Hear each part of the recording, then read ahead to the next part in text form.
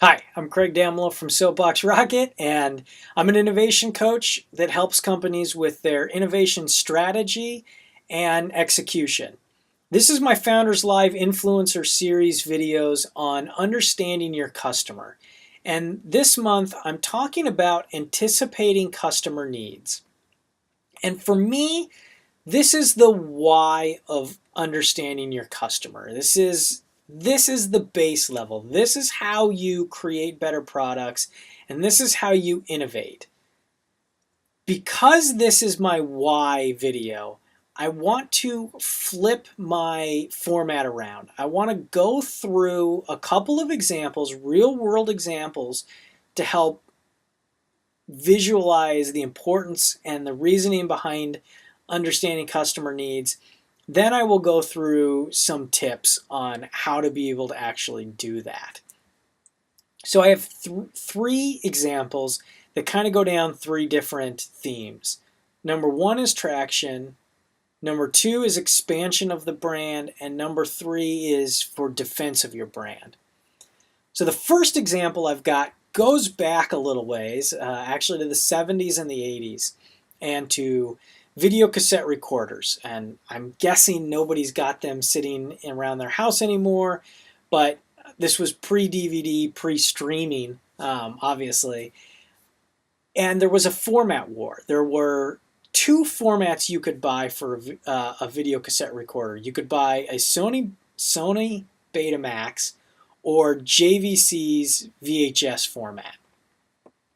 So Sony they were first to market because they had sold the Japanese industry standards group on adopting the Betamax format as the standard. And their pitch was smaller cassettes and higher quality. So these were higher than TV broadcast quality recordings you could do. JVC didn't like the adoption of Betamax primarily because it cut them out of the market. Sony controlled the license, so you could not build a player or cassettes or a recorder without buying a license from Sony. And so JVC understood that customers would want more options. More options meant better prices, more locations, more entertainment, really. Also, what JVC understood was that an hour wasn't enough. An hour was fine if you were going to record a TV show, but an hour's not enough to watch a movie at home. And they saw the essentially the ability for home video cassette recorders to change the way consumers consumed movies. And that's by bringing them at home, watching them at home, sitting around with your family. And they knew an hour wouldn't cut it because most movies are 90 minutes, so 60 minutes isn't enough. And to get traction, they just released their format to everybody because they said, okay, here it is. We have a slightly lower quality, but it's as good as broadcast TV. And at the time, nobody was asking for that. There was no need for a higher quality. They knew consumers wanted more options, lower price. The way to do that is release your format. And third, they knew people wanted to watch movies at home. So that's what they did. They took a format that could do all three of those things and put it in the wild to actually, I guess they put it in the wild to be able to get the prices down and give more options. And that's how they got traction. They ultimately won. Sony did bring out Betamax 2, which could go to 2 hours, but by then it was too late. VHS was everywhere. Everybody could make it. Everybody could make the recorders, and VHS won. Sony learned when the high definition movies came. We had HD, DVD, and Blu-ray. Blu-ray ultimately won that. It was a short-lived victory for Sony because streaming became the standard. There's still movies out there, but I'm not sure how many people are doing it. I know I personally don't buy DVDs anymore. So my second example is for expansion, and this is one that's going on right now. Tesla has announced that they're going to start building mega superchargers. Their superchargers are their roadside chargers where you can charge your Tesla, and they're going to start making mega ones that are going to have, as Elon Musk puts it, great restrooms, great food, and great amenities.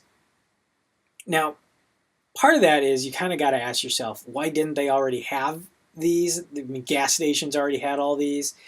But this is to be able to expand their client base, because if you have to spend a half hour charging, you want to do something. You don't want to just sit next to the highway watching other people drive. So they're understanding their customers' needs, and they're providing what they want to keep them in the brand.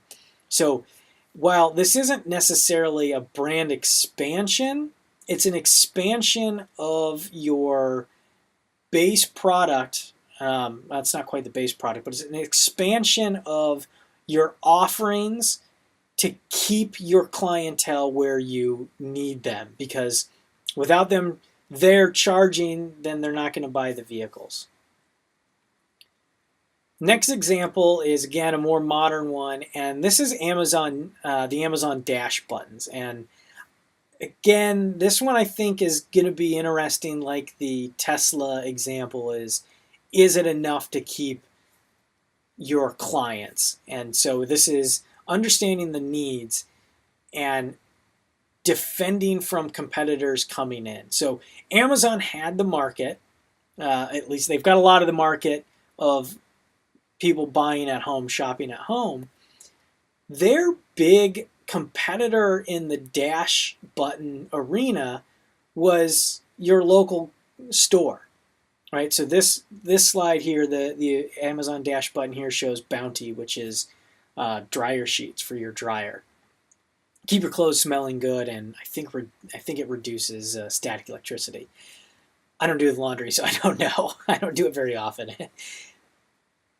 The problem that Amazon was running into was customers didn't anticipate the need for more dryer sheets early enough.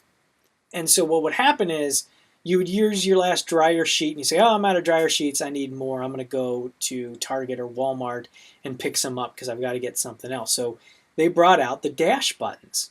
They understood that it's in essence an impulse buy, not in the store, but it's an impulse when you need it. So they put the button, you stick it to your dryer. Oh, I've only got 3 dryer sheets left. I'll press the button and they'll be here in 2 days before I actually run out. And so that's how they're using the Dash buttons and anticipating the customer needs of running out of products to defend them from going to a brick and mortar store. So those are kind of 3 examples that we came through here. Again, traction, expansion, and defense. So the tips on how to anticipate customer needs is really, it's a where, how, what's next type of situation.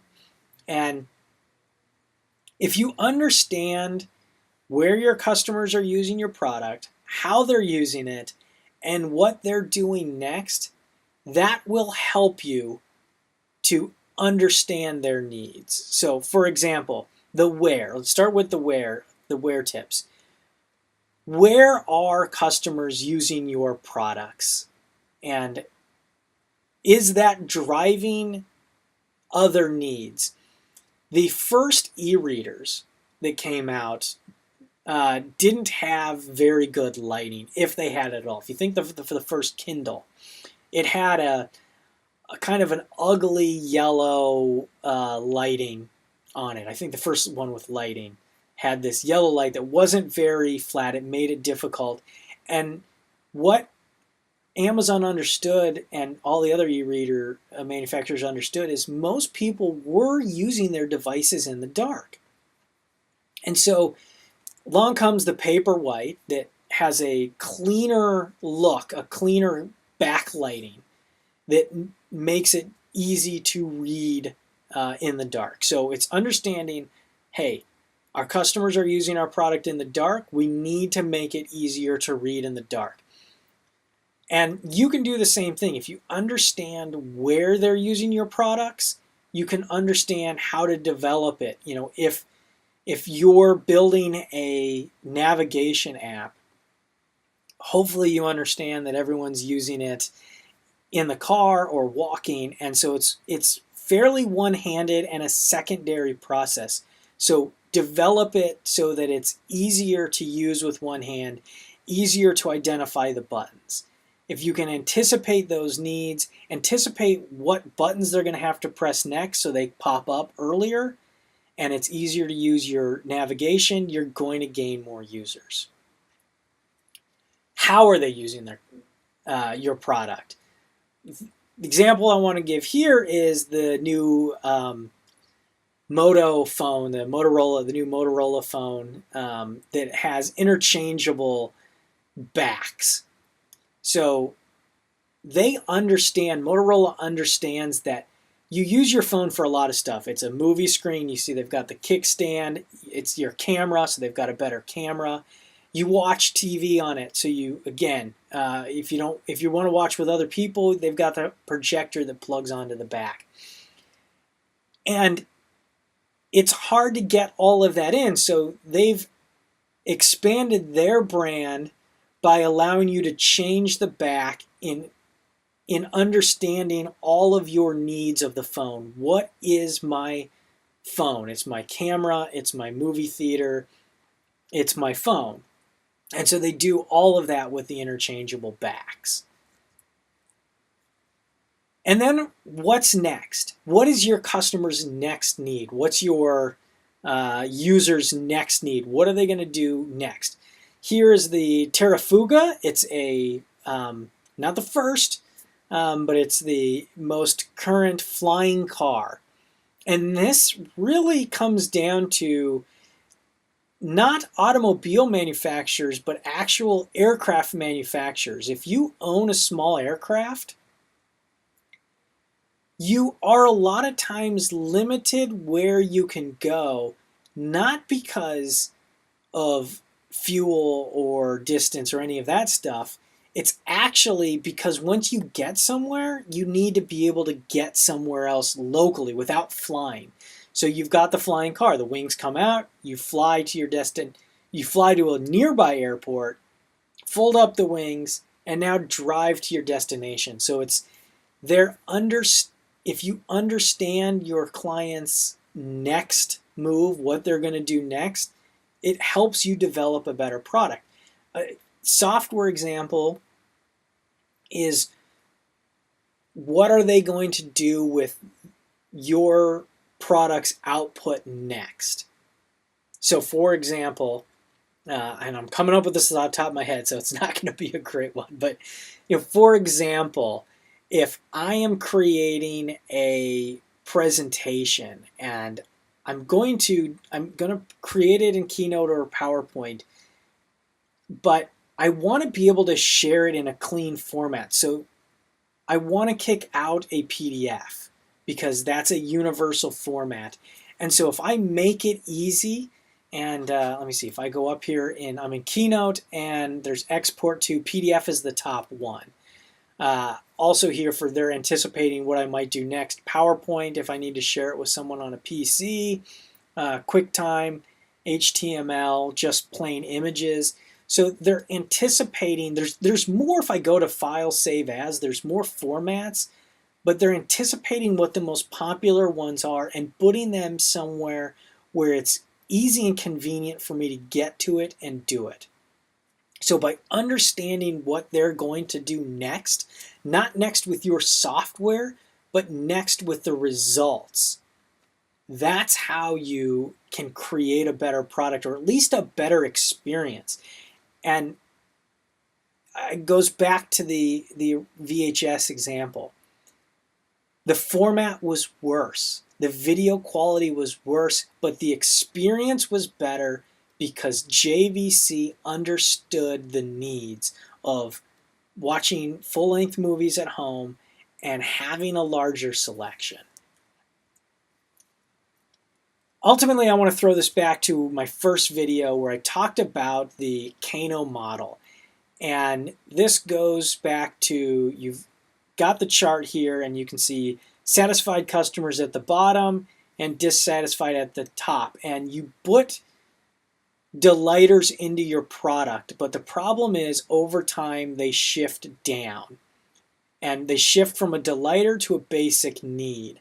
So by anticipating what the next need is going to be, that becomes a delighter. I need to drive from the airport to my grandmother's house, so if the airplane is also a car, that's a delighter.